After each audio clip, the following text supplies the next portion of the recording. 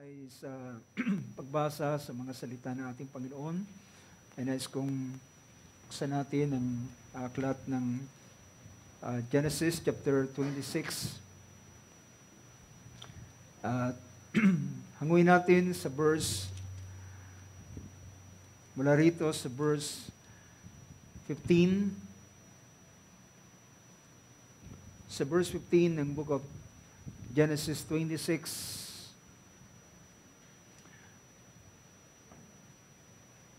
Sabi ng verse na ito, "Now all the wells which his father's servant had dug in the days of Abraham his father, the Philistines stopped up by filling them with earth.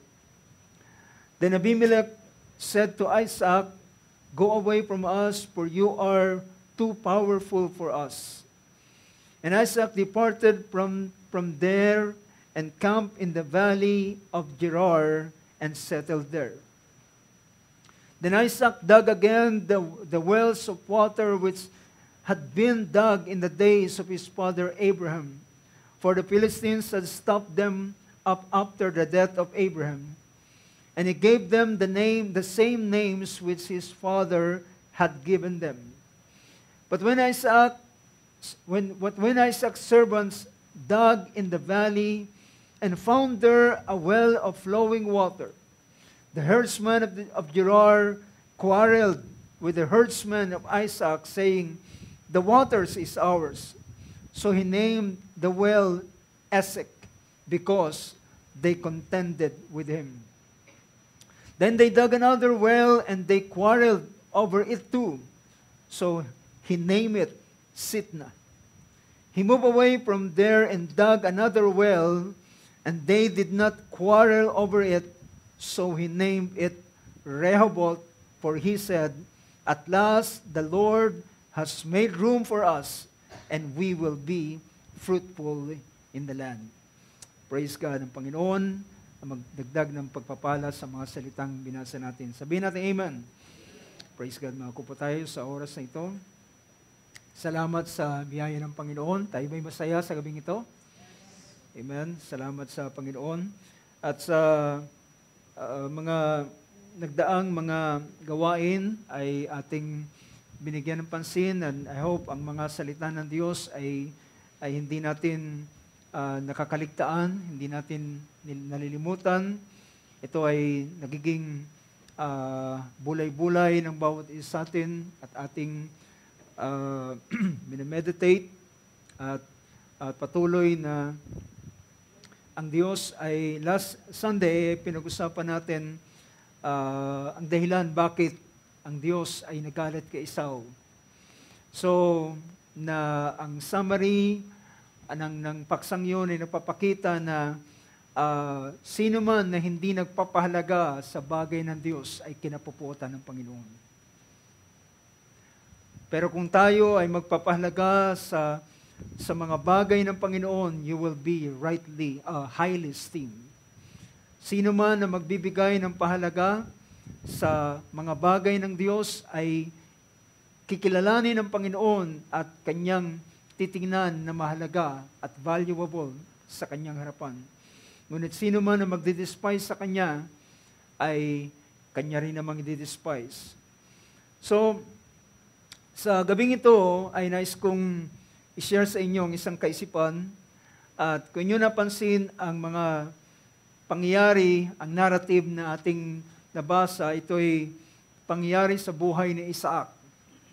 At sa narrative na ito, ay ito yung panahon na si Isaac naman ang ang Diyos ay merong dealing sa kanya. So natapos na ang dealing ng Diyos kay Abraham. In fact, sa panahon ito ay patay na si Abraham, at ito na yung panahon na ang Diyos ni Abraham ay Diyos na ni Isaac. Okay, say amen to that. So ang Diyos ay hindi namamatay, hindi siya nawawala. He is God to all generation. Siya ay Diyos sa lahat ng mga henerasyon. Siya ay Diyos ng mga salit-salin na mga lahi. Siya ay Diyos ni Abraham, at sa mga panahon na si Abraham ay nabubuhay, ay si Abraham ay nagkaroon ng karanasan sa Diyos. Ngunit ngayon si Isaac na ang siyang nasa eksena, kumbaga naipasa na ang baton kay Isaac. At ngayon ay si Isaac naman ang magkakaroon ng karanasan sa Diyos. Now I hope mga kapatid, ang bawat isa sa atin ay hindi tayo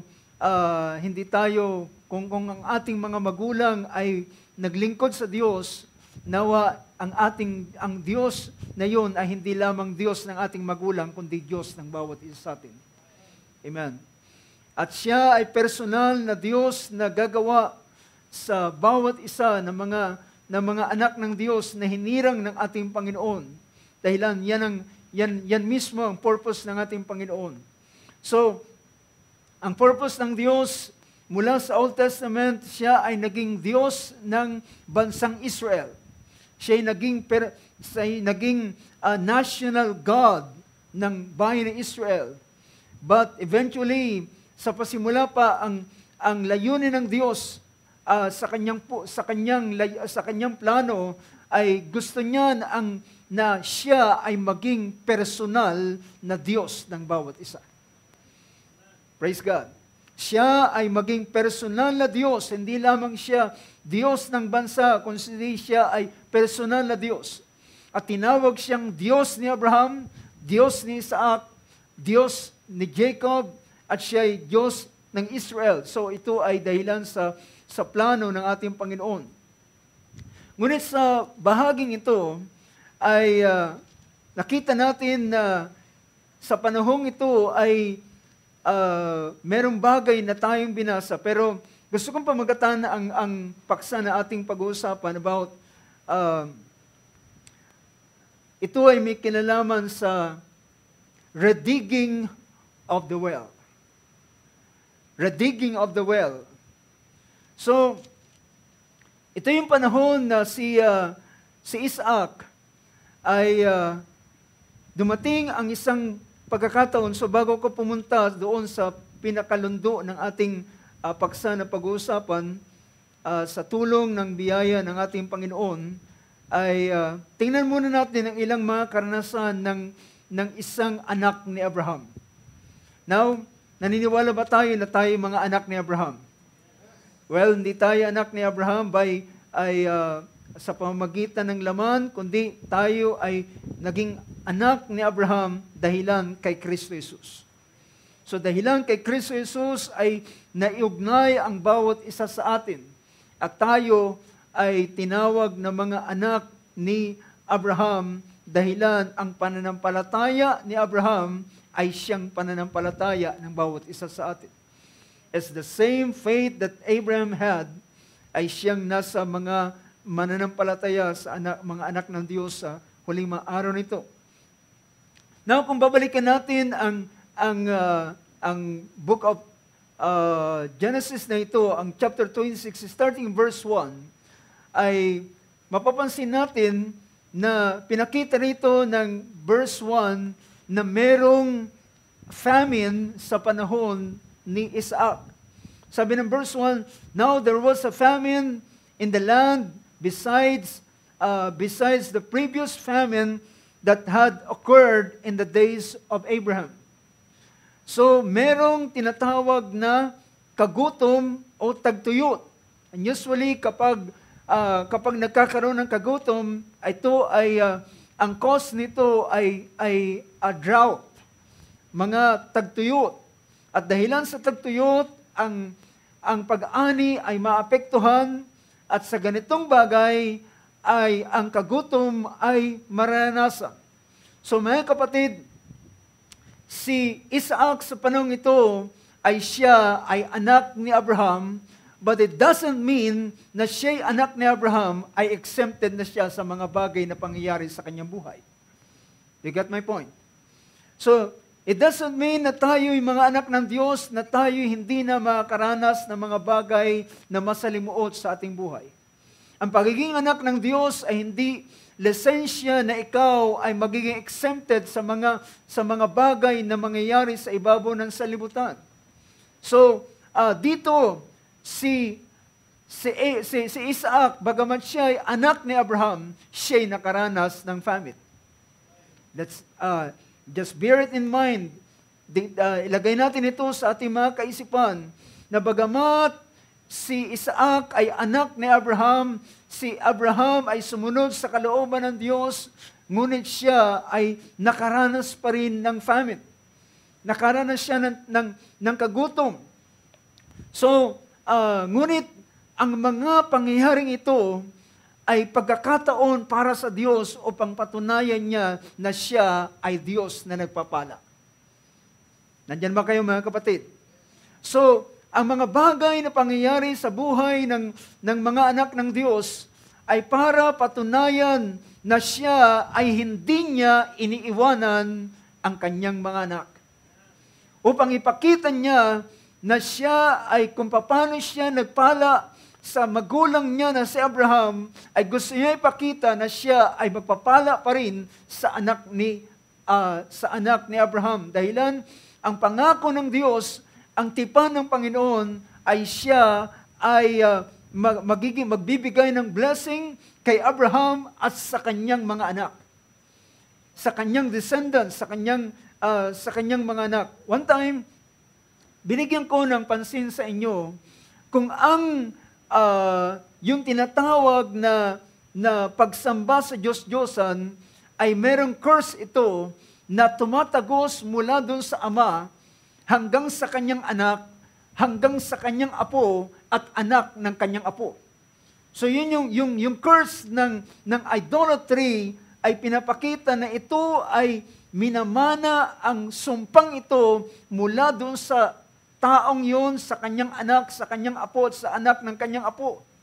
Ngunit, binigyan ko rin naman ng pansin, mga kapatid, na kung ang idolatry ay may curse, meron din namang blessing ang pagsamba sa tunay na Diyos. Nakuha niyo, mga kapatid. So, kung merong curse doon sa mga sumasamba sa Diyos-Diyosan, and I believe there is a blessing sa bawat isa na sumasampalataya sa tunay na Diyos. At kung tayo ay sumasampalataya sa tunay na Diyos, merong blessing sa atin, sa ating mga anak, sa ating apo, sa anak ng ating apo, hanggang sa salit-sali ng manlahi kung may panahon pang darating. So pinapakita nito na sa verse na ito, nakaranas ng famine ang anak ni Abraham. Ngunit, alam niyo ba na ang pinaka daan upang ikaw ay makasurvive, o hindi lamang makasurvive, na sa kabila ng famine, ay ang Diyos ay makita mo na gumagawa at kumikilos. Well, ang isa sa bagay na makikita natin na napakahalaga sa panahon ito, ay ang mga salita ng Diyos.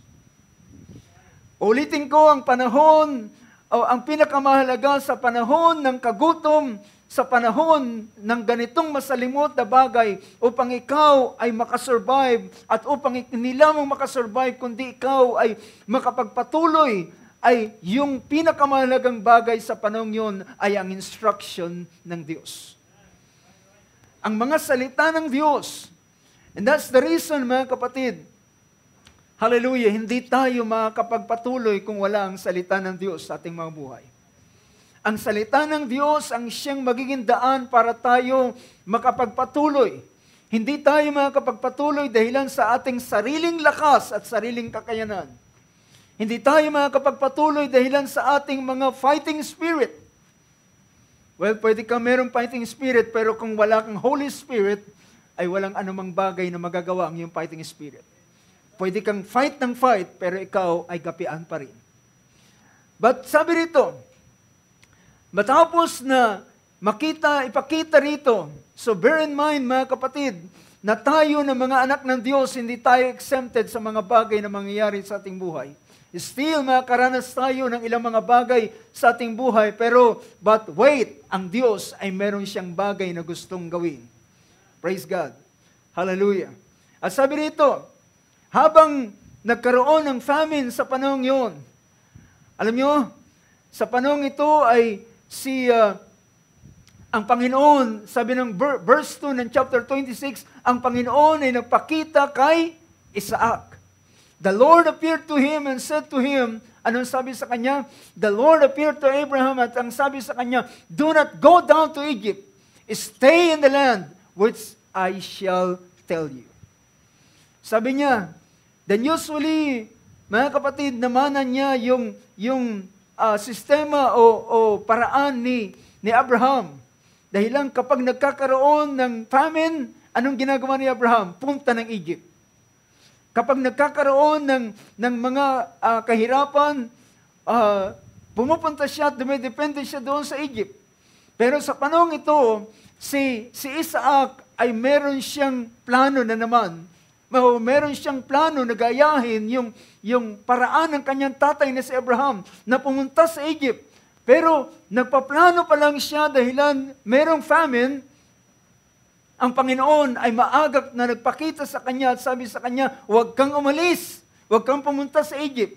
Alam niyo, kung titingnan niyo ang mapa, ang Israel ay ang lugar, usually yung Canaan land, na siyang lugar na kanyang kinaroroonan yung lugar ng Gerar. Nasa lugar siya ng Gerar sa panahong ito.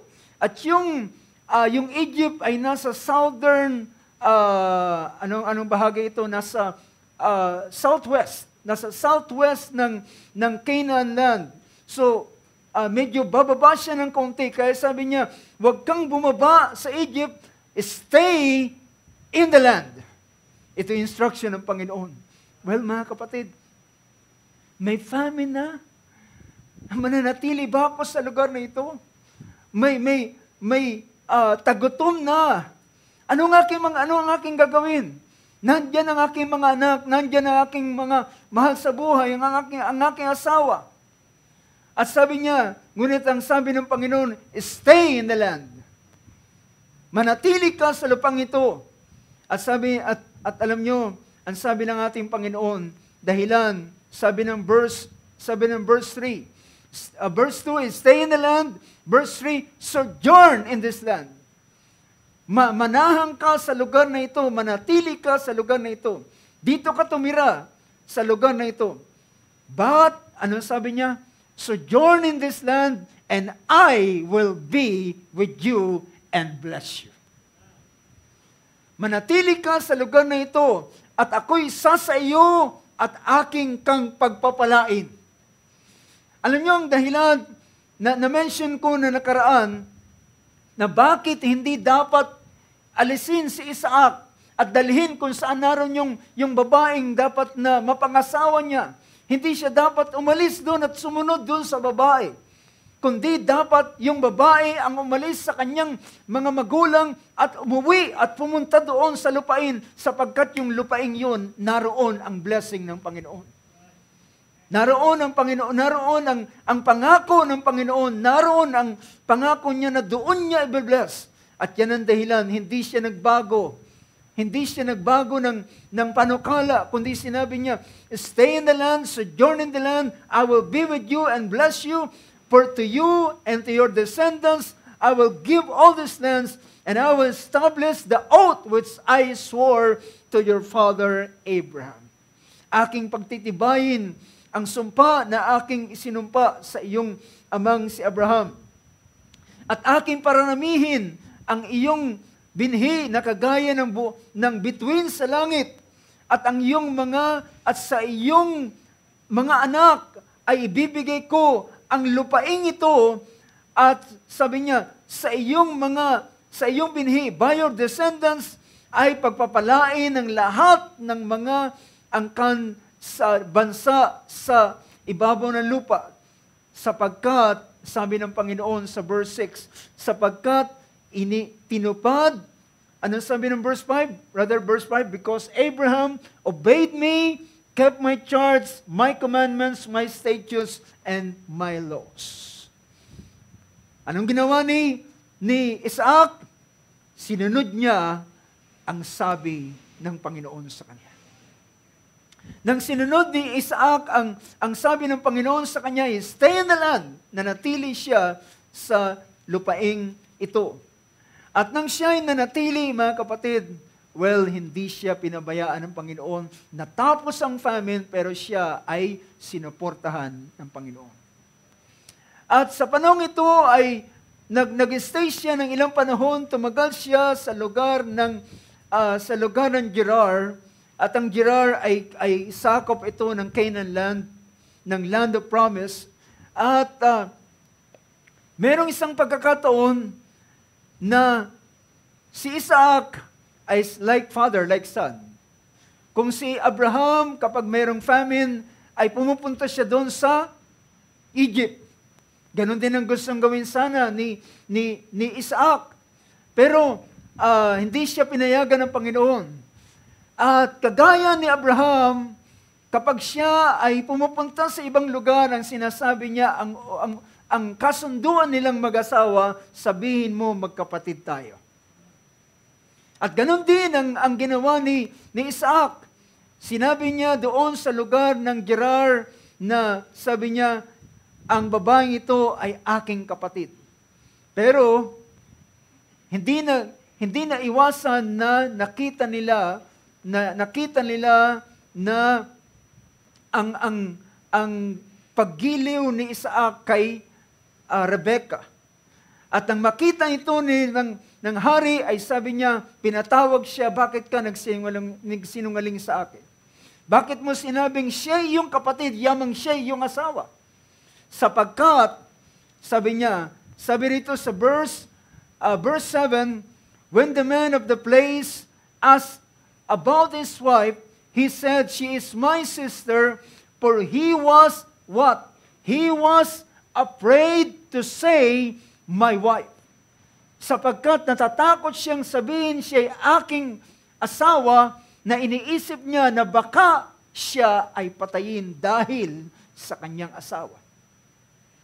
So dito sa ganitong bagay, well, ngunit mga kapatid, dahilan sa ganitong kaisipan ni Isaac, ay meron siyang takot, pero hindi niya alam kung paano ang Diyos magbibigay ng proteksyon sa kanya.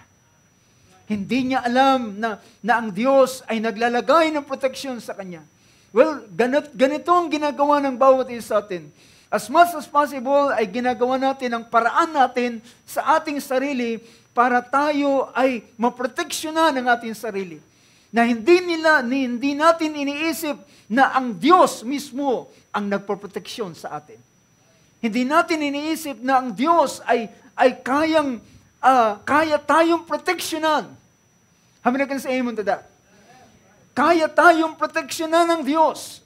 At tingnan nyo kung paano ipinakita ng Panginoon, paano niya proteksyonan si Isaac. Well, nang malaman ito ni Abimelech, sinermonan siya. Anong ginawa mo? Sabi niya sa verse 10, anong ginawa mo? Baka, hindi mo ba alam na baka isa sa aking mga kasamaan ay kunin ang iyong asawa at gawing asawa at sisipingan, tingnan mo kung ano, magdadala ka ng kasalanan sa aming kalagitnaan. Verse 11, tingnan nyo, paano ang hari mismo ang nagbaba ng kautusan para proteksyonan si Isaac at ang kanyang pamilya. Verse 11, so Abimelech, si Abimelech ay siyang hari. So Abimelech charged all the people. Kanyang inutusan, nagbaba siya ng utos, na sabi niya, na nagsasabi, sino mang gagalaw sa lalaking ito at sa kanyang asawa ay dapat siyang mamatay. Alam niyo, ito yung sinasabi sa Psalms 105 verse 15. Tingnan natin ang Psalms 105 verse 15. Ang book of Psalms 105 verse 15 ay nagsasabi, do not touch my anointed one and do my prophets no harm. Huwag mong sasalingin ang aking hinirang at huwag mong sasaktan ang aking propeta. Now, mga kapatid, hindi alam ni Isaac, dahilan wala pa siya sa ganitong, di niya alam ang ganitong karanasan sa Diyos na pinaglingkuran ng kanyang ama, na dito ay sinaway ng Diyos ang hari at sa panahon ni Abimelech, sa panahon ni Abraham, sinaway ng Diyos ang hari. Sinabi sa kanya, ibalik mo ang asawa ng aking lingkod dahilan kung hindi mo siya ibabalik, ikaw ay isang patay sa gabing ito. So, nakita natin ang ganitong bagay. Now, alam nyo, dahilan si Isaac ay sumunod sa sinabi ng Panginoon, nagtanim siya sa panahong yon at siya ay umani ng 100-fold. Sabi ng sumunod na verse 12. At siya, anong sabi riyan? Now Isaac sowed in that land and reaped in the same year 100-fold, and the Lord blessed him. Nais kong ipakita sa inyo, mga kapatid, na yung pagtatanim na ito ni Isaac ay hindi ito yung panahon pa ng famine. Dahilan, sabi ng banal na kasulatan, siya ay tumahan ng matagal sa lugar ng Gerar. So nang siya ay nagtanim, ay siya ay umani ng 100-fold, at ang sumunod na pangyayari dito, sabi ng verse 12, now Isaac sowed in that land and reaped on the same year 100-fold, and the Lord blessed him. And the man, what? Next verse. And the man became rich and continued to grow richer until he became very wealthy. On that land. Ano kaya kung siya ay umalis? Well, ang blessing ng Panginoon ay naroon sa kanyang pagsunod sa kanyang mga salita. At ang sumunod na pangyayari, sabi ng verse 14, siya ay naging yumaman at nagpatuloy sa pagyaman hanggang sa siya ay napakayaman na sa lugar na iyon.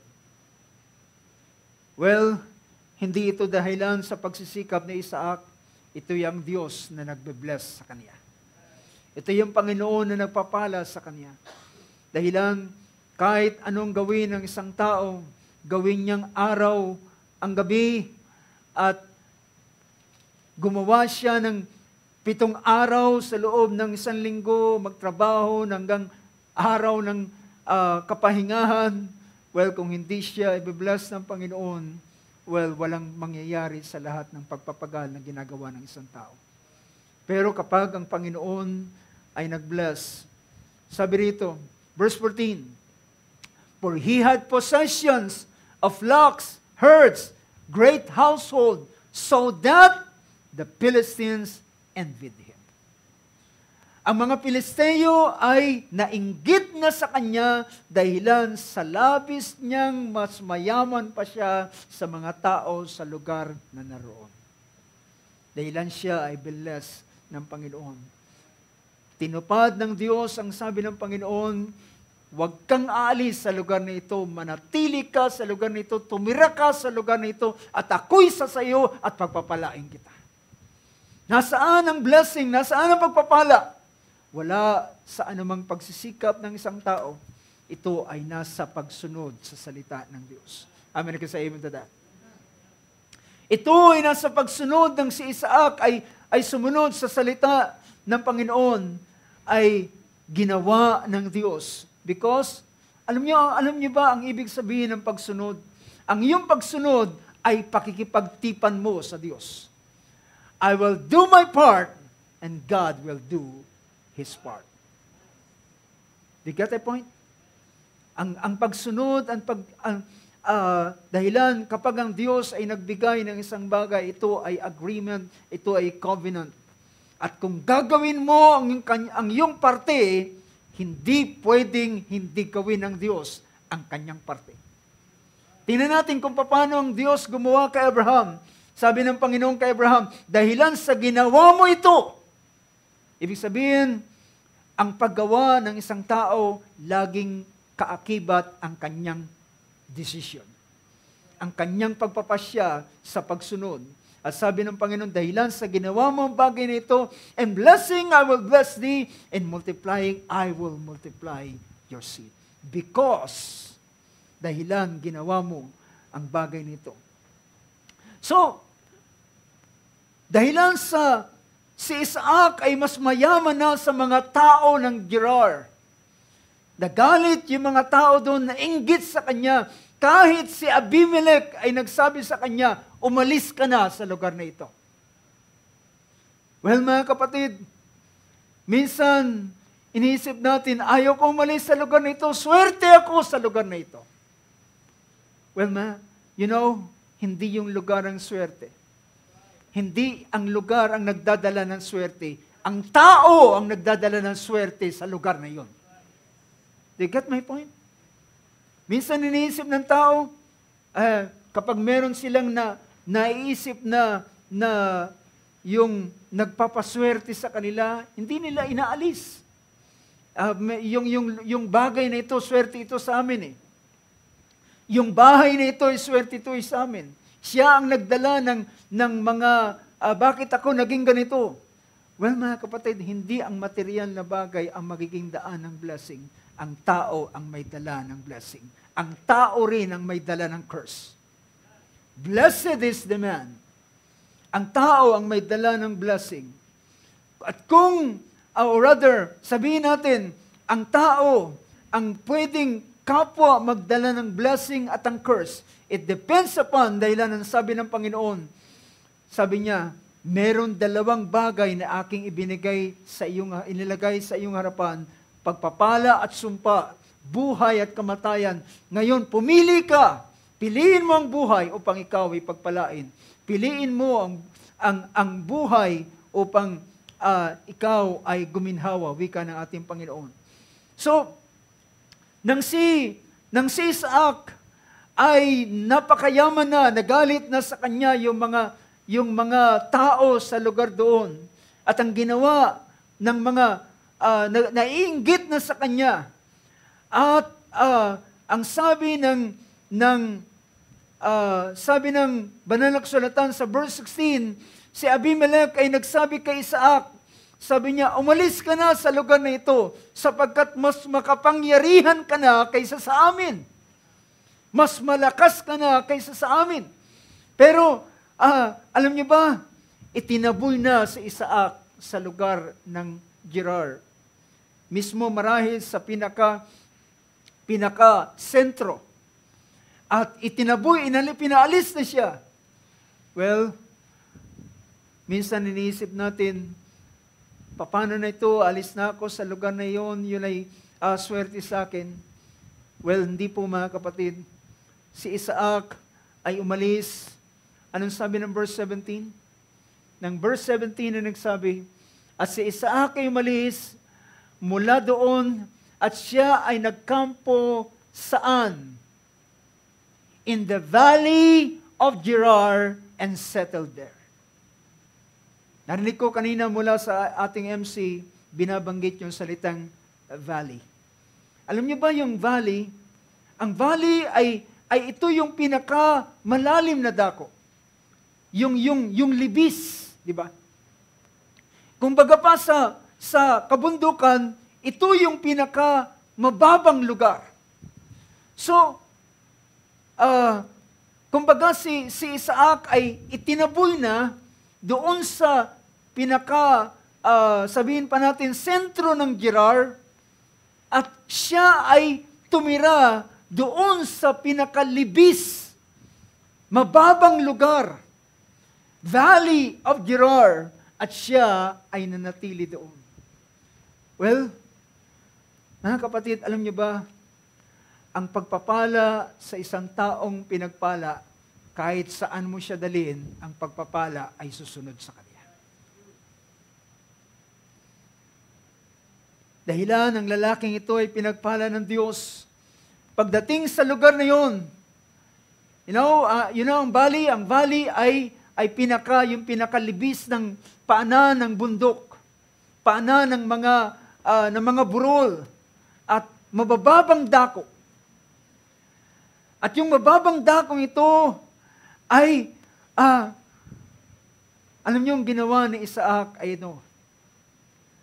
nang siya ay nandun na sa pinakamababang dako, ang bagay na kanyang ginawa ay naghukay naman siya ng mga balon. At, ang unang ginawa ni Isaac, ang una niyang ginawa ay hinukay niya ang mga balon na dating hinukay ng kanyang amang si Abraham. Now, sabi ng verse 15, now all the wells which his father's servants had dug in the days of Abraham his father, the Philistines stopped up by filling them with earth. Ang ginawa ng mga Pilisteo, noon pa man sa panahon pa ni Abraham, ang mga balon na kung saan ay hinuhukay ni Abraham, ang ginawa ng mga Pilisteo ay tinabunan nila. Tinabunan nila ng lupa. Well,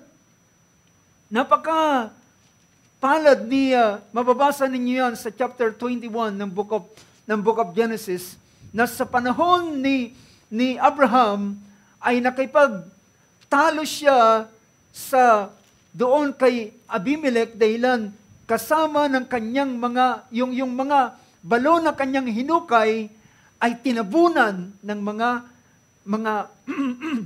mga Pilisteo.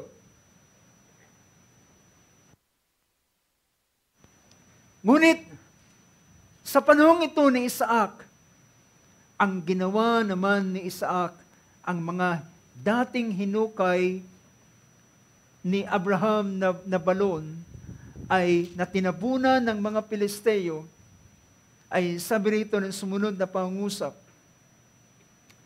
Nang nasa valley na sabi ko nga kanina ng pangungusap ko, hindi mo pwedeng alisin dahilan inisip nila kung si Isaac ay aalis doon sa sentro ng Gerar at wala na siyang ibang paraan, well, siya ay marahil maghihirap. Pero mga kapatid, siya ay dinala doon. Sabi ng verse 18, ang ginawa ni Isaac ay naghukay siya. Hinukay niya ang mga balon na dating hinukay ng kanyang amang si Abraham, at kanya itong nakita na ito ay nakita niya uli na ito bumukalang tubig dito. So sabi ng verse 18, then Isaac dug again the wells of water which had been dug in the days of his father Abraham, for the Philistines have stopped them up after the death of Abraham. So nang mamatay na si Abraham, lalo na nilang tinabunan yung mga wells na ito. Well, alam niyo ba, dahilan sa panahong ito ay wala pang water system. Ang sino mang nakakakuha ng balon ay nagiging daan ito upang siya ay pagpalain dahilan nagiging maganda ang kanyang mga pananim. Diba? So, ang ginawa ni Isaac ay hinukay niya ang mga balon na dating hinukay sa panahon ni Abraham at tinabunan naman ng mga kaaway. Ngunit, at binigyan niya ito ng dating pangalan. At ang ginawa ni Isaac ay, ang pinagpatuloy niya ay ang paghuhukay ng mga balon. At habang siya ay naghuhukay ng balon, sabi ng verse 19, hinukay niya yung balong ito. Pagkatapos niya hukayin ang mga balon ng kanyang ama, ay nagpatuloy siya ng paghuhukay ng balon. But when Isaac's servants dug in the valley, verse 19, and found there a well of flowing water. Well, nakita natin ang mga panagpala ng Diyos, kahit saan mo sila dalhin, sila ay pinagpapala ng Panginoon. Si Joseph, kahit saan mo siya dalhin, siya ay nagiging blessing. Kahit sa bahay ni Potiphar, kahit sa kulungan, kahit saan mo siya dalhin, dahilan siya ay tinawag na fruitful bough. Isang mabungahing sanga. Pero, nang makakita siya ng balon dito, ang mga pastol ng Gerar ay nakipaglaban, nakipag-away sa kanya. At ang ginawa nila ay inangkin yung balon na yun.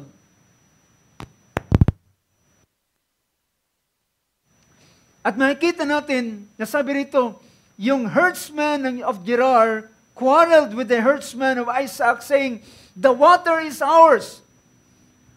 So he named the well Esek. Ibig sabihin ay strife. Nagkaroon ng pagtatalo. Pero, alam niyo ang ginawa ni Isaac? Hindi siya nakipaglaban, kundi pinaubayan niya sa kanila yung balong yun. Hindi siya nakipagtalo na sabi niya, akin ito. Hindi niya sinabi na, ako ang nagpagal, ako naghukay ng balong ito, kaya akin ito. Ang ginawa ni Isaac, pinaubaya ito sa kanila. Dahilan, minana ni Isaac, si Abraham ay hindi isang oportunistang tao. Nang si Abraham at si Lot ay maghihiwalay, ang sabi ni Abraham, sabi niya, Lot, pumili ka, malaki ang lugar natin. Pag pumunta ka sa kanan, pupunta ako sa kaliwa. Ikaw ang unang pumili. Pag pumunta ka sa kaliwa, ako'y pupunta sa kanan. At maghihiwalay tayo. So hindi siya kinuha ang oportunidad at sabi niya, tiyuhin mo ako, pamangkin lang kita, kaya kung anong pinakamaganda, yun ang akin. But not with Abraham. Pinapili niya si Lot, anong gugustuhin mo? At kinuha ni Lot ang pinakamagandang Sodom and Gomorrah. At si Abraham ay pinili niya ang bulumundukin ng Mamre. Pero ang napili pala ni Lot ay lugar na makasalanan. Samantalang ang pinili ni Abraham ay nanatili ang pakikipag-ugnayan ng Diyos sa kanya. Well, mga kapatid, hallelujah.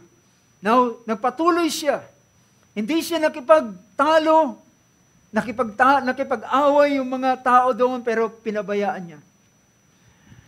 And verse 21, and they dug another well, and they quarreled over it too.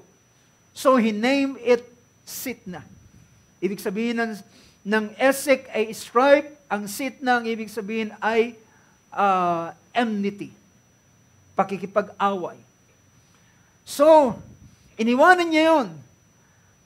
Then he moved away from there and dug another well, and dug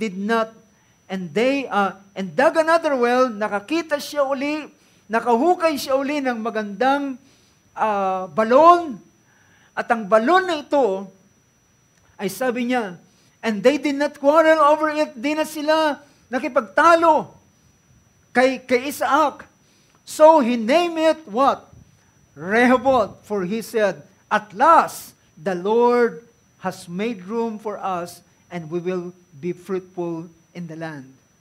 Sabi niya, sa wakas, ang Panginoon ay nagbigay ng lugar para sa atin, at tayo ay magiging mabungahin sa lugar na ito.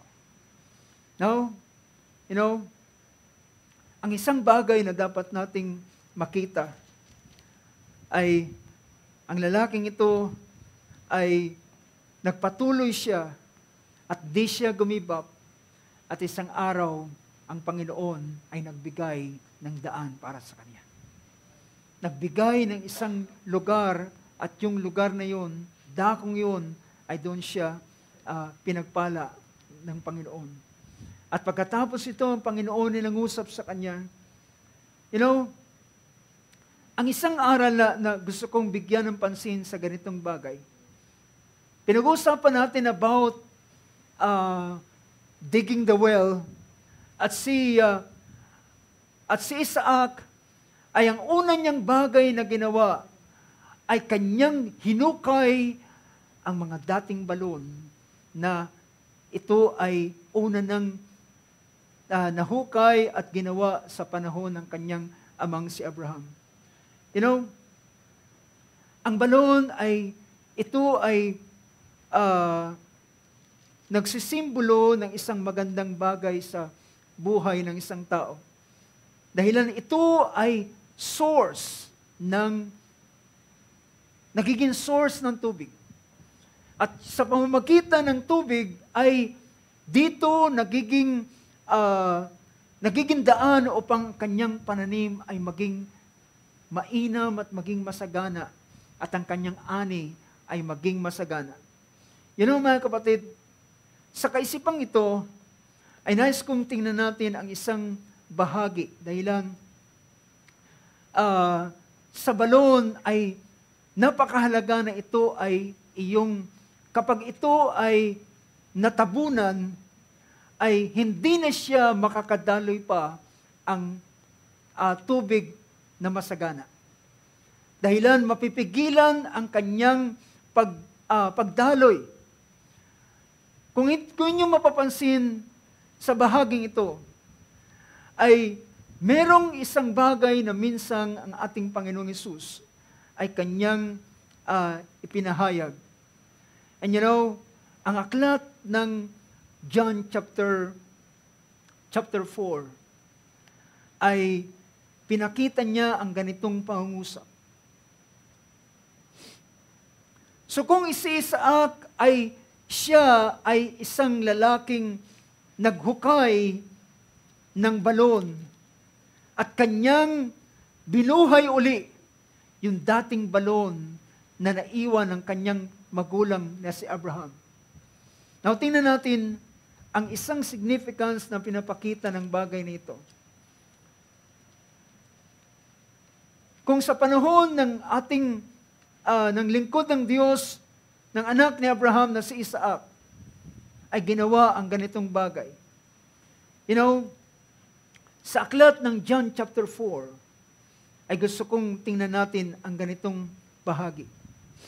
At ito ay may kinalaman sa buhay ng bawat isa sa atin. Sa chapter 4 ng Book of John, sabi rito ng alam natin ang pangyayari sa panahong ito. Ito ay ugnayan o usapan ng ating Panginoong Hesus at ang babae na taga-Samaria. At nang siya ay nandoon sa lugar ng Samaria, ay nagpasimula niyang siya ay umupo doon sa tabi ng isang balon na yun ay iniigiba ng tubig.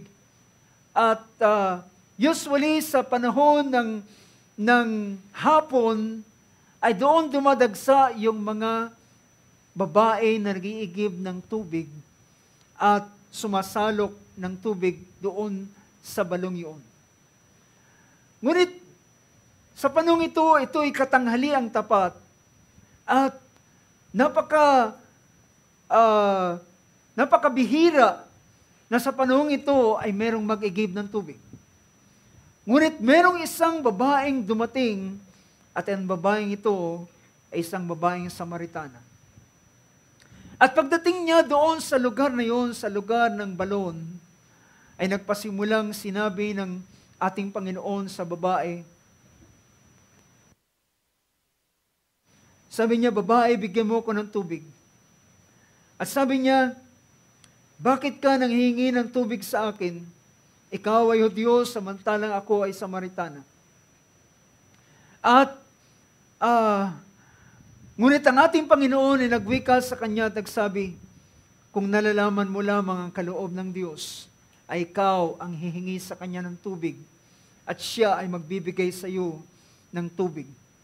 Sabi ng verse 10, Jesus answered and said to her, if you knew the gift of God, and who it is who says to you, give me a drink, you would have asked him, and He would have given you a living water. Kung nalalaman mo ang kaloob ng Diyos, ikaw ang hihingi sa Kanya ng tubig, at ang tubig na Kanyang ibibigay sa iyo ay tubig na buhay. At sabi ng babae, Ginoo, sabi niya, saan mo kukunin yung tubig na yan? Ang balon ay napakalalim.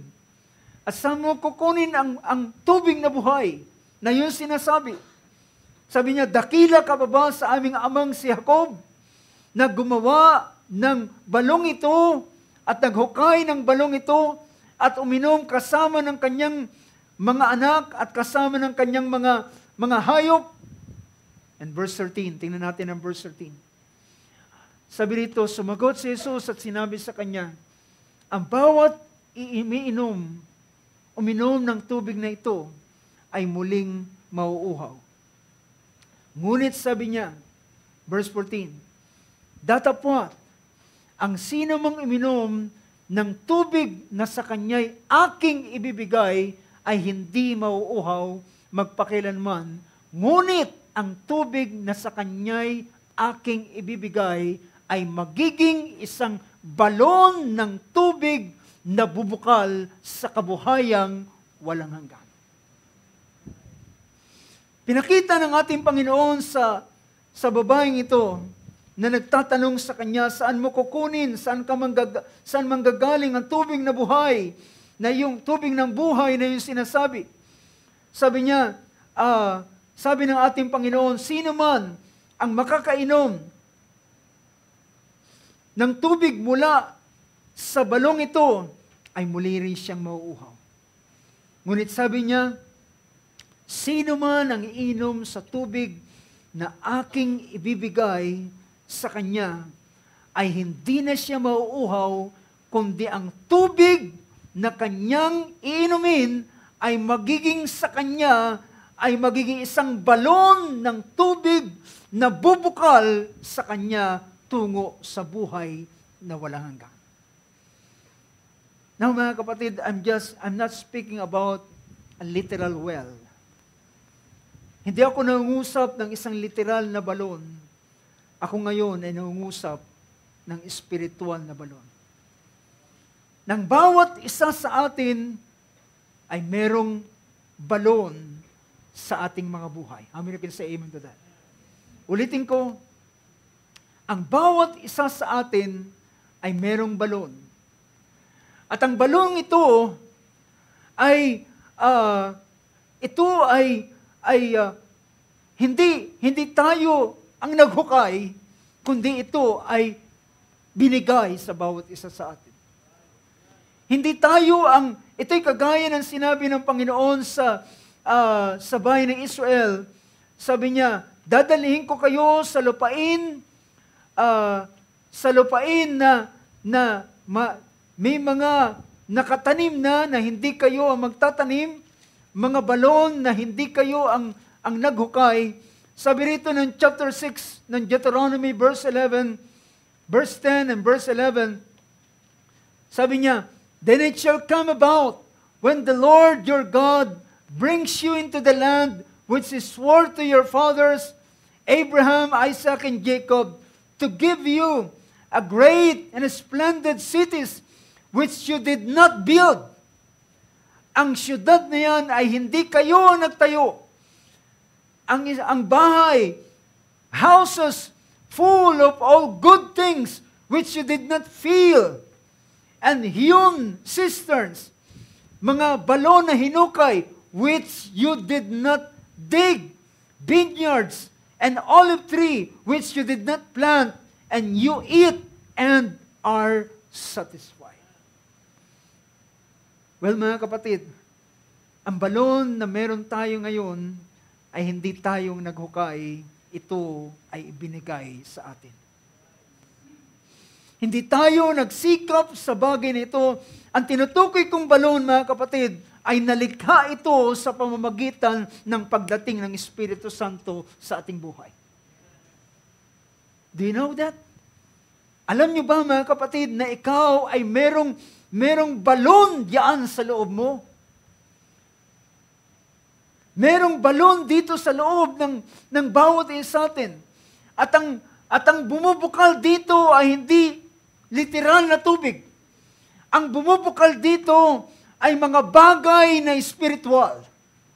Mga bagay na makalangit na mga pagpapala.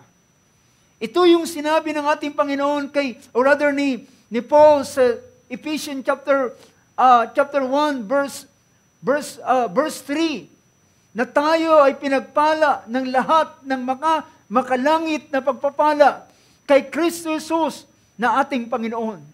Sabi niya, who has blessed us with every spiritual blessings in the heavenly places in Christ Jesus.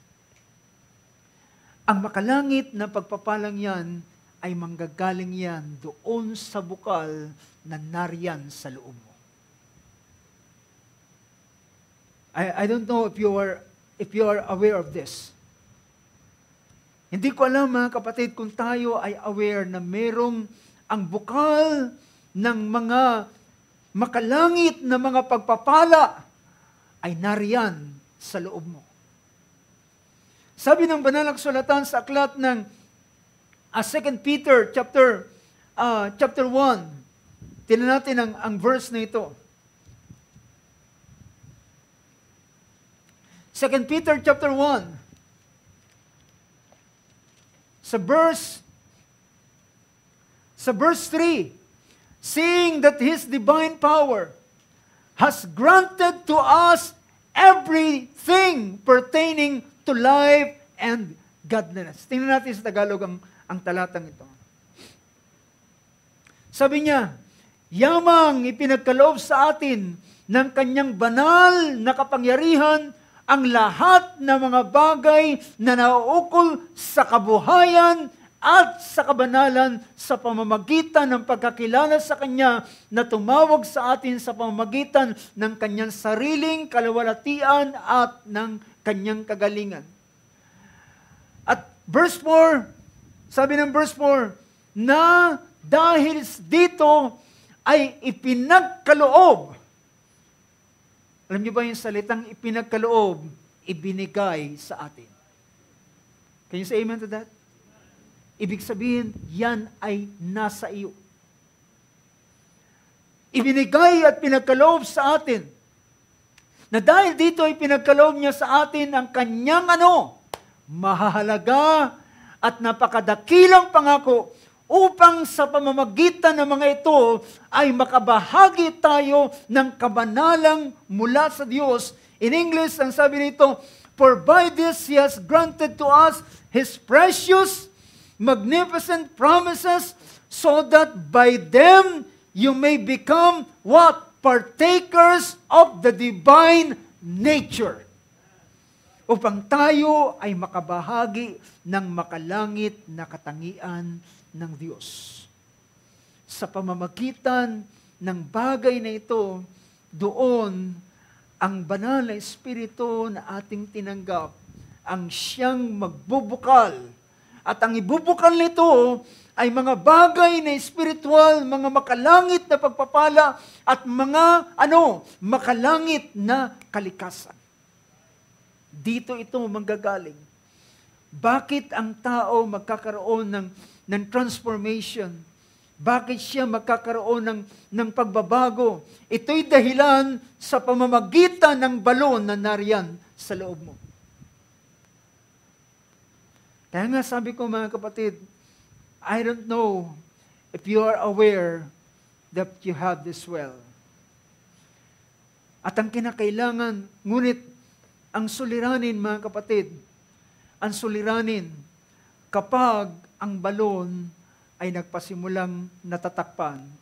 Usually, that time, wala pang mga kagaya, I don't know, pero pwede kong sabihin, wala pang kagaya ng mga panahon ngayon na konkreto, bawat balon ay pwedeng sementohan, pero usually nung araw, kaya't madali itong natatakpan ay pwedeng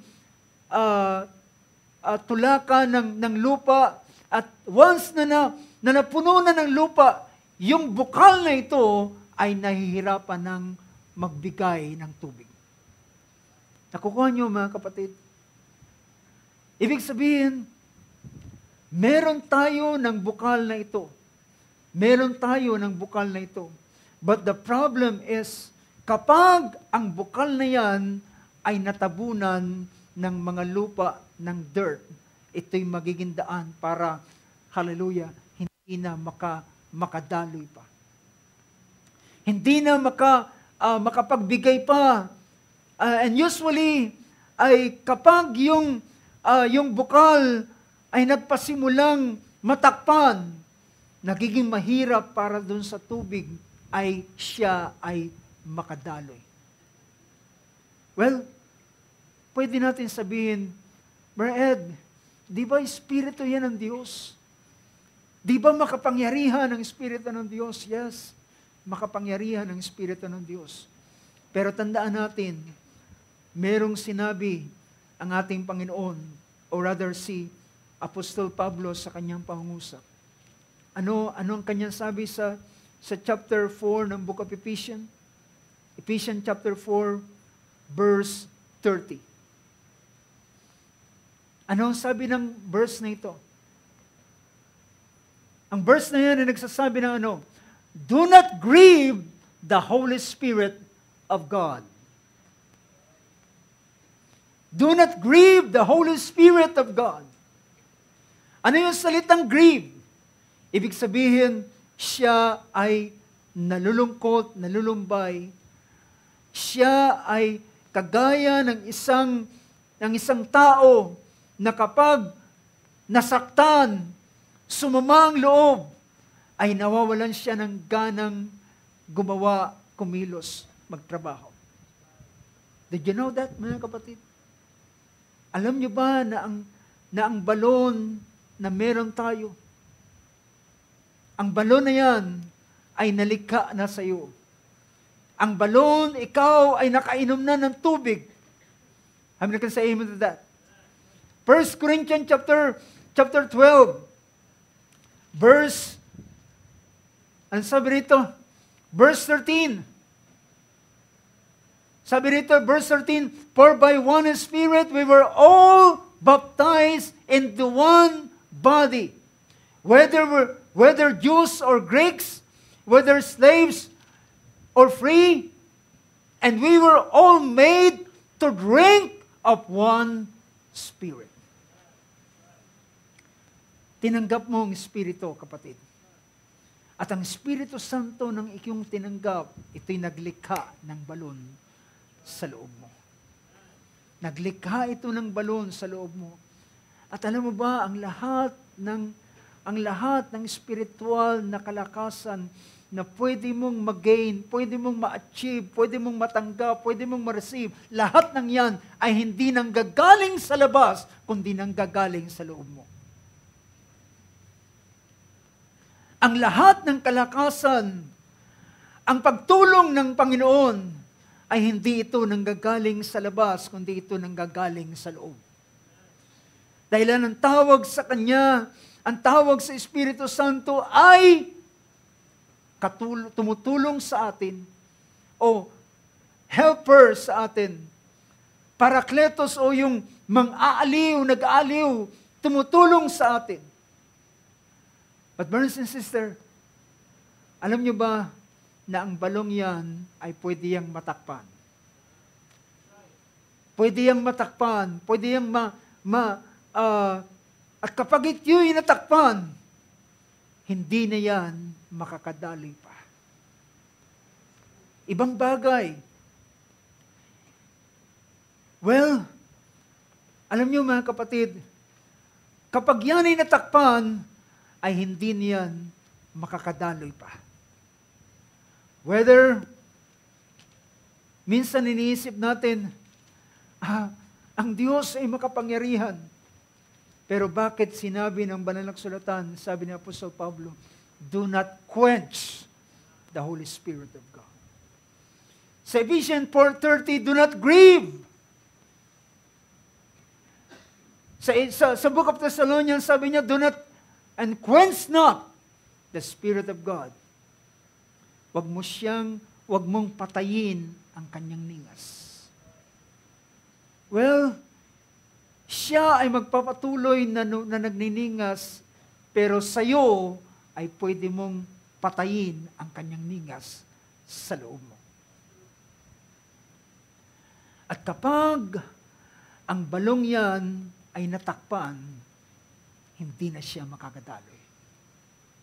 At mga kapatid, alam niyo ba kung ano ang mga nagiging daan? Bakit ang balon na yan ay ang mga bagay na nakakatakip diyan? Merong isang example na gusto kong bigyan natin ng pansin. Ang sinabi ng ating Panginoon sa Matthew chapter 13. Although, hindi balon ang pinag-uusapan dito, kundi ang paglago ng buhay na itinanim. Matthew 13, verse 22. Ito'y patungkol sa talinghaga ng ating Panginoon about the sower. Sabi niya, the sower went about to sow at may mga binhi na nahulog sa tabing daan at dumating ang ibon, tinuka ang binhi at hindi siya madali siyang nawala. Ang ilan naman ay nahulog sa mabatong lupa at dagling sumibol, ngunit dahilan, kulang sa ugat. Walang firm root. Verse 21, dahilan walang matibay na ugat sa kanyang sarili, ay sa iglang saglit lamang siya tumagal, at nang dumating ang mga kahirapan at pag-uusig dahilan sa salita, ay hindi na siya nakapagpatuloy pa. Now, tell me, kung ang bagay na ito ay pwedeng mapigilan. Yes, pwede itong mapigilan sa buhay ng isang tao. Ngunit sa verse 22, sabi ng ating Panginoon, so pinakita roon na pwedeng ang binhi na naitanim ay hindi makapagpatuloy. At naniniwala ako ang bawat isa sa atin ng ating prayer ay dalangin natin na makapagpatuloy ang binhi na naitanim sa atin. Ang binhi ng salita ng Diyos na naitanim sa atin ay dalangin natin na ito ay makapagpatuloy, siya ay makapagbunga ng tig-30, tig-60, tig-100. Ngunit kapag walang ugat sa kanyang sarili, ito ay pansamantala lamang, hindi siya nagtatagal. Noong nakaraang prayer devotion, ay pinakita ko ang kahalagahan ng ating mga lihim na dako. Bawat isa sa atin ay meron tayong mga secret place. At minention ko noong nakaraan sa exhortation na ang ating paglakas at paghina ay nakasalalay sa ating mga ginagawa sa ating sekretong buhay. You get my point? Ang ating paglakas at paghina ay nakasalalay dito ang ating mga ginagawa sa lihim na dako. Meron tayong mga personal na buhay, meron tayong mga private life. Pero nasa sayong kamay, dahil diyan nakasalalay ang iyong paglakas at ang iyong paghina. Kung bakit ang isang Kristiyano ay lalakas dahilan sa kanyang ginagawa, sa kanyang lihim na buhay. At bakit din ang tao mahuhulog sa kasalanan dahilan din sa kanyang ginagawa sa lihim na dako. So both the rise and fall of a Christian or of a man, it depends on what he is doing in his secret place. Kung anong ginagawa niya sa kanyang lihim na buhay. At alam nyo, ang mataas na puno, ang sekreto ng mataas na puno, bakit siya nananatiling mataas, malakas, at sa kabila ng malaking mga unos na dumadaan, siya'y nakatayo pa rin. Alam niyo yung dahilan? ang malalim na ugat na hindi nakikita. Ang malalim na ugat na nakakapit doon sa lupa ay siyang sekreto kung bakit siya nananatiling matatag. So sabi ng ating Panginoon, He that dwelleth in the secret place of the Most High shall abide under the shadow of the Almighty. And verse 22, sabi ng verse 22 ng book of Matthew 13, and the one on whom seed was sown among the thorns, this is the man who hears the word, and the worry of the world and the deceitfulness of wealth choke the word, and it becomes what? Unfruitful. Basahin natin sa Tagalog.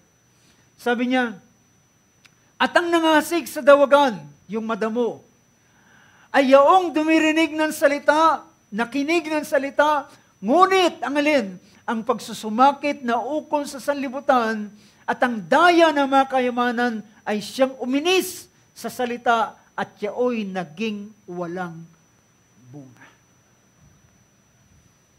Now mga kapatid, ito ay paglalarawan ng kagaya ng balon na kapag natakpan ng lupa ay hindi na ito makapagbibigay pa ng tubig. Bagkus, ang tubig na kanyang ibibigay ay contaminated. Dahilan siya ay naging nahaluan na ng lupa. Pero kapag ang balon ay nagpasimulang hukayin at linisin at papanatilihin sa ilang panahon na yung mga putik ay mawala, na siyang nagiging dahilan bakit nakakontaminate yung tubig, ay mga kapatid, at bayaan yung bato ay magpasimulang malinis at mahugasan. Then eventually, ang ibubukal ng tubig na ito, ng balon na ito, ay ay malinis na tubig. At magiging ito ay pakinabang at makakapatid ng uhaw. Well, I'm speaking about spiritual well. Ang ating mga well, mga kapatid, ay pwede itong masoiled. Pwede itong madumihan. Pwede itong matabunan ng lupa. At kapag natabunan ng lupa, ay hindi na ito magbubukal ng malinis na tubig. At ito ay mapipigilan. So, sabi rito ng ilang mga kaisipan na gusto kong bigyan natin ng pansin. Tingnan natin ang James chapter. So ang una, bago ko puntahan yung James na yun, ang pinakita ng verse 22, ano ang nakakapigil? Ano ang maaaring makapigil sa balon? Ano ang pwedeng mga contaminants or rather mga lupa na pwedeng mahulog at pwedeng sumara at pumigil doon sa balon? Pinakita rito, sabi niya, ang pagsusumakit sa buhay. Ang kadayaan ng kayamanan. Pinakita ito sa verse 22. Tingnan pa natin ang isang bagay sa book of James chapter 4. James chapter 4. Nariyan pa ba kayo mga kapatid? James chapter 4. Sabi ng verse 1, starting verse 1, basahin natin ang verse 1, sabi sa wikang Tagalog, sabi niya, sapagkat saan nagbubuhat ang mga pagbabaka? Saan nagbubuhat ang mga pag-aaway sa inyo? Hindi ba nagbubuhat dito sa inyong mga kalayawan na bumabaka sa inyong mga sangkap? Verse 2, sabi niya, kayo'y nag-iimbot at kayo'y wala, kayo'y nagsisipatay at kayo'y iinggit at hindi maaring kamtan, kayo'y nakikipag-away at nakikipagbaka, kayo'y wala sapagkat hindi kayo nagsisingi. At sabi ng verse 3, kayo'y humihingi, kayo'y nagsisingi at hindi kayo nagsisitanggap sapagkat nagsisingi kayo ng masama upang gugulin sa inyong mga kalayawan. Well, sabi ng banal na kasulatan sa book of 1 John, kapag tayo mananalangin sa Panginoon at tayo hihiling ng ayon sa kanyang kalooban, ito'y walang pagsalang ibibigay ng Panginoon sa bawat isa sa atin. Ngunit, kung tayo ay hiling para lamang sa ating sariling kapakanan, pansariling mga bagay, well, sabi ng banal na kasulatan, kayo'y humingi pero hindi kayo nagkakamit. Kayo humingi pero hindi kayo tumatanggap. Ngunit kayo, dahilan humihingi kayo sa maling paraan. Sabi ng NASB, you ask and do not receive because you ask with wrong motives. Kayo humingi na may maling motibo upang iyong gugulin sa iyong sariling kalayawan. Verse 4, you adulterers, do you not know that the friendship with the world is hostility toward God? Therefore, whoever wishes to be a friend of the world makes himself an enemy of God. Sabi ng talatang yan, kayong mga mapakiapid. Ang ibig sabihin ng salitang adulterers dyan, ang adulterers ay isang babae na meron siyang tipanan sa kanyang asawa. At kapag ang hindi niya pananatili sa kanyang tipan, ay tinatawag itong adulterers. At makikita natin, ang buhay ni Isaac ay dahilan siya ay nanatili sa salita ng Panginoon na I mentioned kanina, nang siya ay nanatili sa tipan ng Diyos, ginawa niya ang kanyang bahagi, ginawa naman ng Diyos ang kanyang bahagi. Ngunit, ang salitang adulterers ay pinapakita ay hindi niya iniingatan ang kanyang sarili. Dahilan, ang kaisipan ng Diyos sa tinatawag na pag-aasawa ay isang lalaki at isang babae. At ang hindi pagiging tapat ng bawat isa, ito'y tinatawag na adultery. You know, tayo, ang buhay natin ay para lamang sa Diyos. Sabi na kasi amen to that. Ikaw ay para lamang sa Diyos.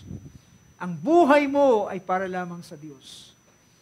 Ang ibig sabihin ng salitang sanctified life ay isang buhay na inilaan para lamang sa isa. Ngunit, kapag ito ay ginagamit sa ibang bagay, well, ito ay pagiging adulterers. You know, mga kapatid, ang buhay natin ay para sa mga bagay ng Diyos. Can you say amen to this? Ang buhay natin ay para sa mga bagay ng Diyos. Ang iyong puso, ang iyong kaisipan, ang iyong buhay, ang iyong damdamin, ay para lamang sa mga bagay ng Diyos. At kapag ang bagay, ang mga sangkap na yan, ay gagamitin sa kung anong bagay, ito'y isang adultery. Praise God. Ito ay isang adultery ang pinapakita. Kaya, ang pagsamba sa Diyos sa Old Testament ay ang paglipat mula sa Diyos at punta sa ibang Diyos. Ngunit sa huling sa ating kapanahunan, ang anumang bagay na ating ginilalagay na higit kaysa sa Diyos, it is an idolatry. Kaya sinabi rito, you adulterers and adulteresses, Do you not know that the friendship with the world is hostility toward God? Ito'y pakikipag-alit sa Diyos. Sa wikang Tagalog, sabi niya, na ang pakikipagkaibigan sa sanlibutan ay pakikipag-away sa Diyos. Sino man na nang mag-ibig na maging kaibigan ng sanlibutan ay nagiging kaaway ng Diyos. Ang verse na ito ay nilinaw ni Apostol Juan sa chapter 2 verse 15 ng 1 John. Sinabi niya sa chapter 2 verse 15 ng book of 1 John, huwag nating ibigin ang sanlibutan ni ang mga bagay. Huwag ninyo ibigin ang sanlibutan ni ang mga bagay na nasa sanlibutan. Kung ang sino man ay umiibig sa sanlibutan, ay wala sa kanya ang pag-ibig ng Diyos. Sabi niya, huwag mong ibigin ang sanlibutan ni ang mga bagay ng sanlibutan. Sino man na umiibig sa sanlibutan, ni ang mga bagay na narito ay wala sa kanya ang pag-ibig ng Diyos. Well, pag pinag-usapan ng pag-ibig ng Diyos ay ang pinapakita rito ay ang paghahayag ng Diyos ng kanyang sarili. Dahil ang sabi natin, Panginoon, sa John chapter 14, sino mang umiibig sa akin ay ginagawa ang aking mga salita. At sino mang umiibig sa akin, sabi niya, iibigin siya ng aking Ama at siya'y gagawin naming tahanan at ako ay magpapakahayag sa Kanya. So ito ang malayang pagdaloy ng tubig mula doon sa bukal. Ang pinapadaloy nito ay yung mga bagay na galing sa ating Panginoon. Verse 16, sapagkat lahat ng nasa libutan,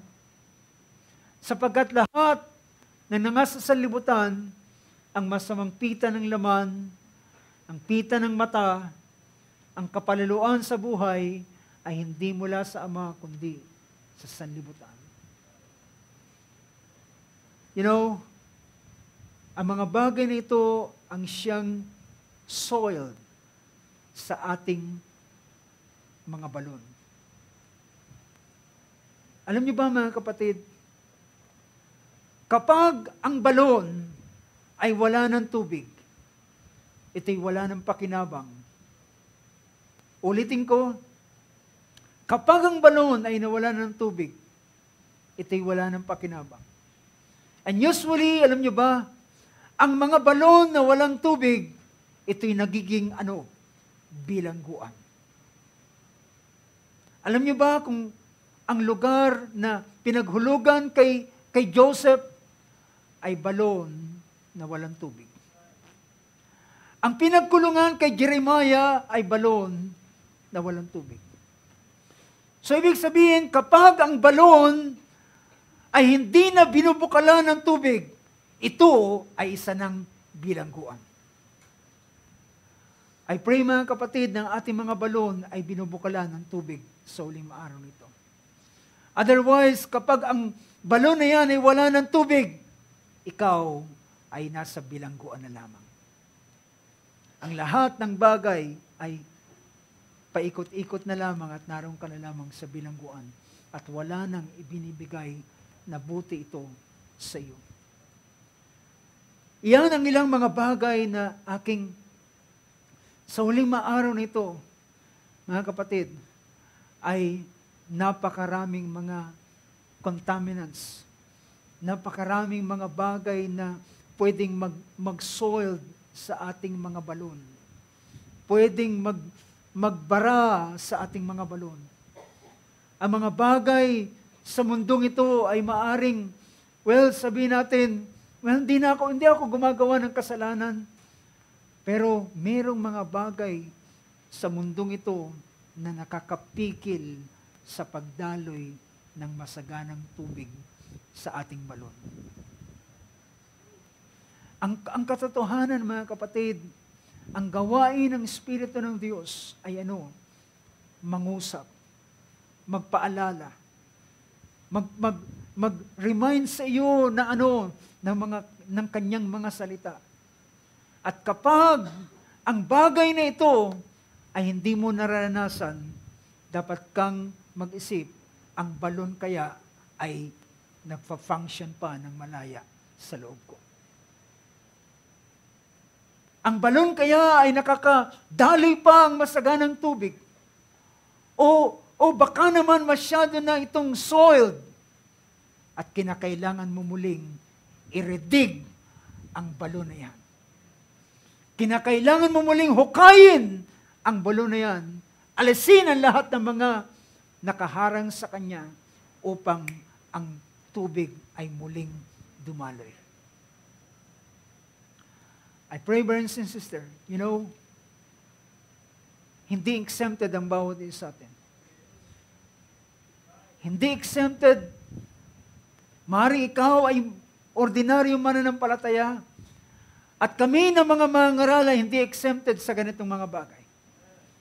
And even myself, may mga panahon na aking naranasan na parang walang anumang dumadaloy sa akin. And nagpasimula kong tingnan ang ilang mga bagay, mga kapatid. Alam niyo ba, ang ilan sa mga contaminants at mga soil sa ating buhay, ito yung ating mga negligence. Ang ating mga kapabayaan sa ating buhay. Ang ating mga pagpapabaya sa ating mga pananalangin. Ang pag-ubos natin ng ating panahon sa ilang mga bagay, pero hindi tayo nagbibigay ng pansin sa mga bagay na espiritual.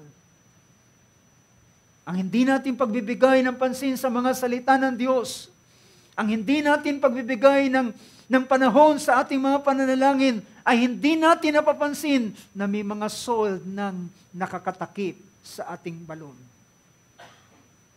At tayo ay nag-isip at nagtataka, bakit wala nang pag-function ng Espiritu ng Diyos?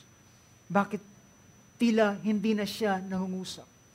Bakit ang ating mga wala nang anumang bagay na nare-recall sa atin? In fact, ang sabi ng Banal na Kasulatan, chapter 2, verse 27 ng 1 John, ay pinakita rito, sabi niya, as for you, the anointing which you receive from Him abides in you, and you have no need for anyone to teach you, but as His anointing teaches you about all things. Ang Espiritu ng Diyos na siyang pahid na nasa atin ay nananatili sa atin. Hindi siya umaalis, hindi siya nawawala, pero pwede na hindi siya makapag-function. Nariyan siya, nariyan ang balon, nananatiling nakahukay ang balon, pero ang balon ay natakpan na ng maraming mga bagay. At sabi rito, ang gawain ng Espiritu ng Diyos ay turuan ka ng lahat ng bagay. I believe, mga kapatid, sa lahat ng aspeto, ang Espiritu Santo ay pwedeng magturo sa iyo. Sa lahat ng aspeto ng buhay.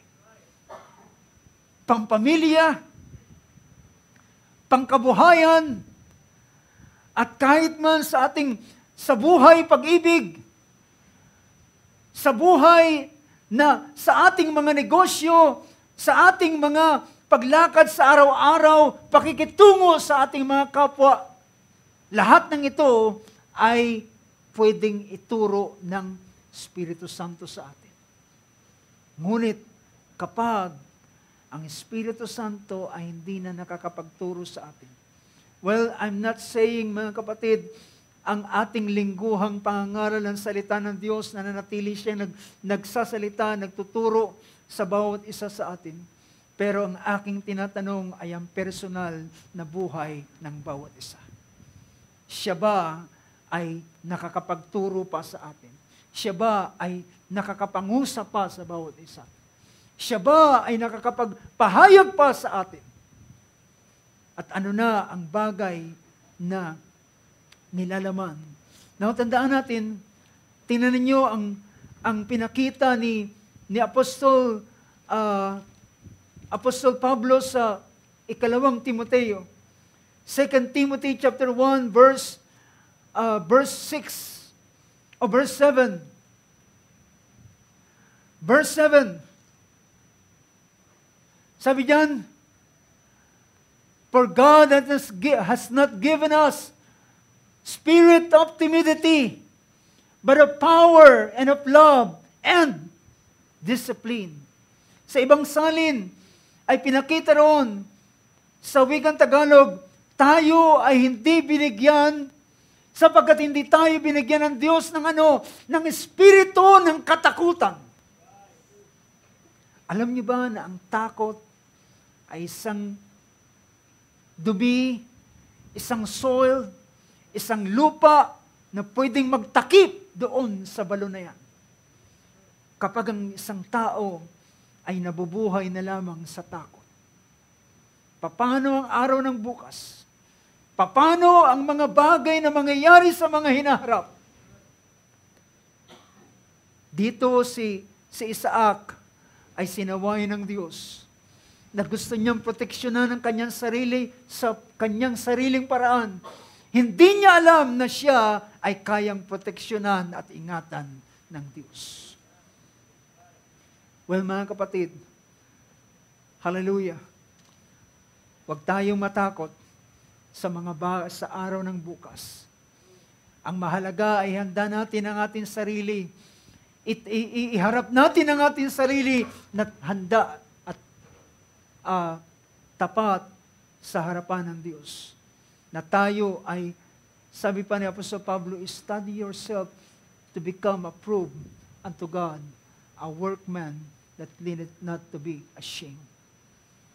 Pakita natin ang ating sarili. Hallelujah. Kung ang ating mga kaisipan ay nabubuhay na tayo sa takot, paano na ang araw ng bukas?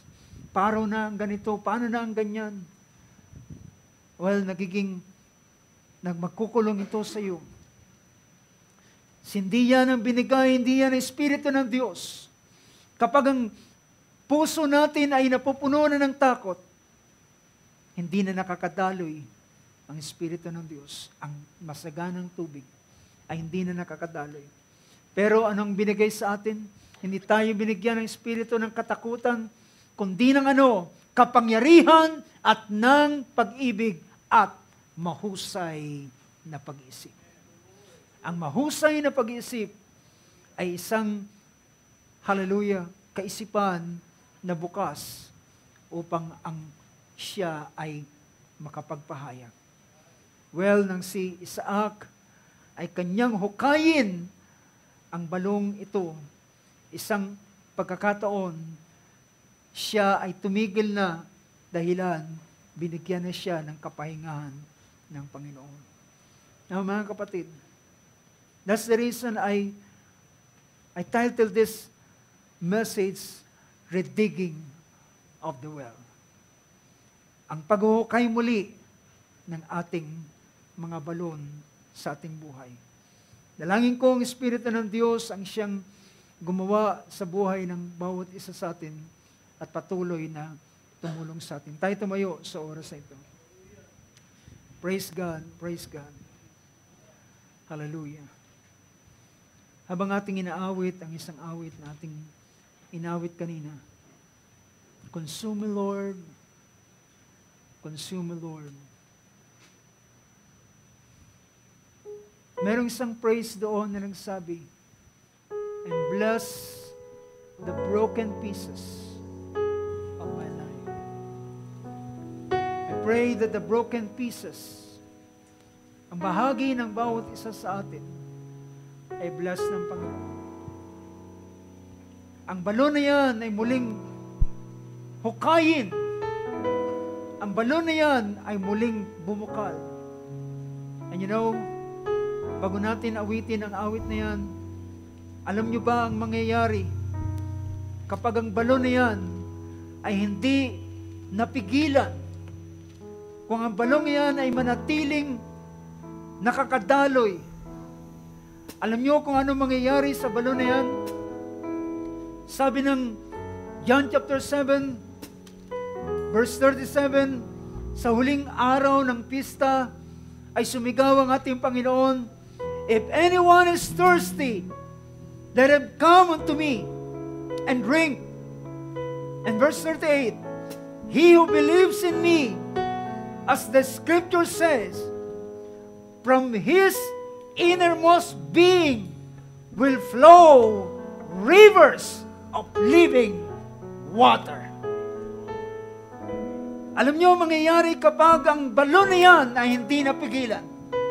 Kapag ang balon na yan ay nanatiling bukas at hindi natatakpan, dadaloy siya ng dadaloy hanggang sa ito ay maging ilog na napakalakas na rumaragasa sa buhay ng mga anak ng Diyos. So I pray na ang mga balon na yan ay mabuksan sa uling araw. Blessed be the name of Jesus. Hallelujah. Ating ikuha ang ating maulo sa oras na ito. Naalala ko ang sabi ni Santiago, ang bukal na hindi dapat bukalan ng dalawang klaseng tubig.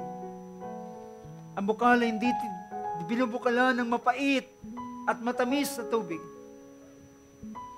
At sabi niya, dapat ang bukal ay meron lamang isang klaseng bukal, tubig na bumubukal sa kanya. Ito ay fresh water. At alam niyo ba mga kapatid, ang pinaka-outlet ng bukal na yan ay ang ating mga bibig. Ang outlet ng bukal dito sa ating mga kaibuturan ng ating mga puso. Ang pinaka-outlet na yan ay ang bibig ng bawat isa sa atin. Ang mga bagay na ating iniisip, dahilan lahat ng ating iniisip ay galing doon sa sa ating puso. Dahilan sa ang kasaganaan ng puso ng tao, yaan ang lumalabas sa kanyang bibig. Ang nasa kanyang kaisipan ay walang iba kundi ang nilalaman ng kanyang puso. Ano ang nilalaman ng bukal na yan sa huling araw nito? O baka naman ang bukal na yan ay natabunan na ng maraming maduming bagay at kinakailangan muling iredig. Kailangan muling hukayin sa huling araw nito. Well, ikaw ang maghuhukay ng balon na yan. Ikaw ang maglilinis ng bukal na yan. Ikaw ang mag-alis ng mga dumi. Hallelujah. Upang ang bukal ay muling dumaloy ang malinis na tubig at muli siyang makagawa, makakilos, makapangusap, makapagpahayag, makapag-inspired sa bawat isa sa atin.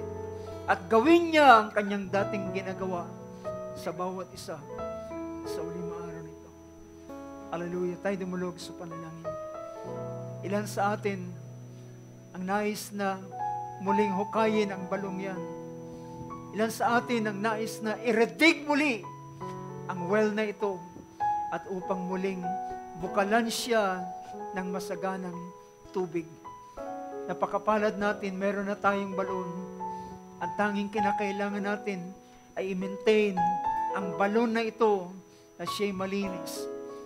Walang nakaharang na anumang bagay upang dumating ang panahon na ito ay, hallelujah, rumagasa ang isang tubig na kagaya ng ilog. Hallelujah. Tayo dumulog sa panalangin. Hallelujah. Ilan sa atin sa oras na ito ay magtataas ang kanilang kamay at magsasabi, Panginoon, nakikita ko ang aking balon sa oras na ito. Kinakailangan ko muli na hukayin ang balong ito. Kinakailangan na muli ito ay alisin ang mga lupa na nakatakip at upang muli siyang, hallelujah, malinisan. Praise God, dakilang Diyos. Sa oras na ito, Lord God, ay lumalapit kami sa iyong harapan. Mula sa akin ay yung maliit na lingkod hanggang sa bawat isa na narito sa gabing ito. At hanggang sa bawat isa na naroon sa kanilang mga tahanan at sino man, Panginoon, na makapanood ng maliit na bahaging ito ng gawain ito. O Lord God, aming kinikilala sa gabing ito ang aming mga buhay. Aming nilalapit sa iyo muli sa oras na ito, Panginoon. Lord God, ikaw ang nakakaalam ng aming mga puso, Panginoon. Lord, ano ang ibinubuka ng aming mga bibig? Anong lumalabas sa aming mga bibig? Anong nilalaman ng aming mga kaisipan ay pagpapatunay kung ano ang binubukal ng bukal na ito. At kung nakikita namin, Panginoon, na hindi na ang mga bagay ng salita mo ang siyang binubukal ng bibig na ito at bumubukal sa aming mga kaisipan, ito'y pagpapakita lamang, Panginoon, na marami ng hallelujah, nahulog na lupa dito sa balong ito at kinakailangang muling linisin. O Panginoon Diyos, hallelujah, ikaw ang Panginoon naming tinatawagan sa oras na ito, Panginoon. Lord God, hallelujah, ipagpatawad mo ang lahat ng mga bagay. Lahat ng mga karumihan, O Diyos, na yung makita sa buhay ng bawat isa amin, ay yung kaming linisin, Panginoon. At Lord God, kung ang buhay na ito ay minsang, hallelujah, ay nagagamit sa iyo at nagagamit sa ibang bagay, O Panginoon, ipagpatawad mo ang lahat ng mga ito at bayan mo mula sa mga panahong ito ay walang ibang pwedeng paggamitan ng aming buhay kundi tanging sa iyo lamang. Dahilan, hallelujah, iyong sinabi, Panginoon, sundin namin ang kapayapaan at ang kabanalan at kung wala ito ay walang sino man na makakita sa Panginoon. O Lord God, dalangin ko, Diyos, linisin mo ang bawat isa sa amin. Iyong tanggalin ang lahat ng mga nakadagan na dumi at bato at dumi at ng mga lupa, Panginoon, sa buhay ng iyong mga anak, O Lord God, at magpasimulang dumaloy ang malinis na tubig muli, hallelujah, sa puso ng bawat isa ng iyong mga anak. Lord God, if we have grieved your spirit, if we have quenched your spirit, Lord God, patawarin mo ang bawat isa sa amin. Linisin kami, Panginoon. O Lord, bayan mo sa uling mga araw nito. Ang bubukal sa aming mga labi ay patuloy na pagpupuri sa iyo. Ang bubukal sa aming mga labi ay mga salita, hallelujah, na nagmumula sa iyong mga salita, Panginoon. At ang bubukal sa aming mga magbagiging bulay-bulay na aming kaisipan ay ang iyong layunin, ang iyong plano, ang iyong kalooban, ang iyong nasain sa buhay ng bawat isa amin. O Lord, kung ang aming mga puso ay merong takot, merong mga pangamba, merong mga pag-aalinlangan, Panginoon Diyos, ito ay mga contaminants. Ito, Lord, ay mga bara sa aming balon. Aming inialis ang bagay na ito dahilan hindi mo ibinibigay sa amin ang espiritu ng pagkatakot. Binigyan mo kami ng espiritu ng katapangan, espiritu ng mahusay na pag-isip, espiritu ng pananampalataya, at espiritu ng pagpapahayag ng iyong mga salita sa pamamagitan ng pananampalataya. Lord God, hallelujah, purihin ka. O Diyos, hallelujah, sa uling mga araw nito, bayaan ang aming mga bibig ay bukalan ng mga, hallelujah, praise God, ng mga bagay na makalangit na mga pagpapala, hallelujah, sa buhay ng iyong anak. At magiging daan ito ng aming paglago, ang aming pagkilos, Panginoon. At Lord God, dalangin ko, Lord, hallelujah, bumukal ang isang ilog mula sa amin, Panginoon Diyos. At ito, Lord God, ay ang manifestation of the Spirit, hindi lamang sa aming sariling buhay, kundi para din naman sa iba, Panginoon. Ang kalawalatian mo ay makikita, ang kalawalatian mo ay mahayag. O Lord God, maraming salamat, Lord, sa iyong mga salita. Panginoon Diyos, pinagkakatiwala ko sa iyong kamay ang lahat ng mga bagay. Masigit na may magagawa ang iyong Espiritu, Lord, na nangungusap sa bawat isa amin. Naway aming marinig muli ang marahan mong tinig mula sa aming mga puso. Sapagkat ikaw ay muli naming pagbubuksan ng aming pintuan. Dahilan ikaw ay kumakatok sa pintuan. At sino man na makarinig na yung tinig ay pagbuksan, ikaw ay papasok at hahapong kasama nila at sila ay magiging kasama mo.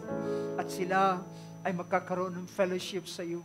O Panginoon Diyos, hallelujah, ito ang fellowship na aming pinakananasa. Hallelujah, mainam na magkaroon kami ng fellowship sa isa't isa, pero ang pinakamainam na fellowship ay ang aming fellowship sa iyo, sa iyong banal na Espiritu. O Lord God, ang pagtatapos ng maliit na gawain ito'y aming binibigay sa iyo ang pagpapasalamat at binibigay sa iyo at ibinabalik sa iyo ang buong karangalan. Ingatan mo ang bawat isa sa aming pag-uwi. Baunin namin ang iyong mga salita, Panginoon, at ang iyong kagandahang loob sa bawat isa. Mawi sa iyong karangalan, mawi sa iyong pagpapasalamat sa pangalan ng aming Panginoong Kristo Jesus. Amen. And amen. Everybody say amen. Palapakan natin ating Panginoon sa oras ito. Hallelujah. At ang Panginoon magpala sa atin. Let's pray for one another. At ang Diyos ay patuloy na magkagawa sa